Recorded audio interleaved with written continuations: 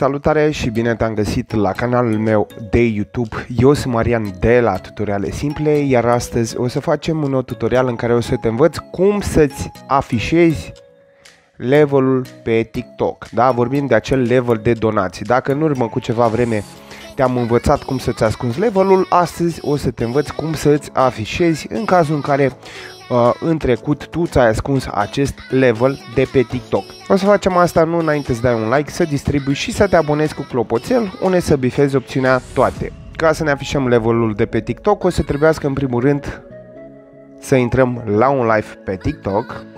În momentul de față avem levelul ascuns, o să vă demonstrăm acest lucru, cum bine vedeți în imagini. În momentul de față levelul meu de la cadouri nu se vede. Ca să activăm, o să mergem în partea dreaptă la acea săgeată de distribuire,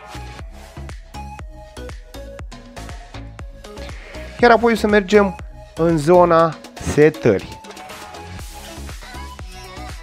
După ce am apăsat la setări, o să trebuiască să activăm opțiunea program de nivel superior pentru persoana care face cadouri.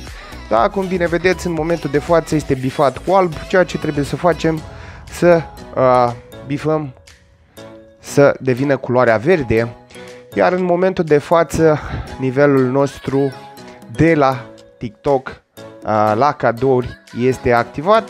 O să facem și o demonstrație, o să-i trimit și un mesaj în care o să vedeți levelul pe care îl dețin.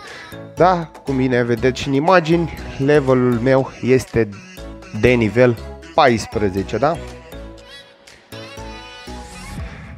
Cam atât a fost și cu acest clip. Cu tine a fost Marian de la Tutoriale Simple. Nu uita să distribui, să lași un like și să te abonezi la cel mai tare canal de tutoriale din România.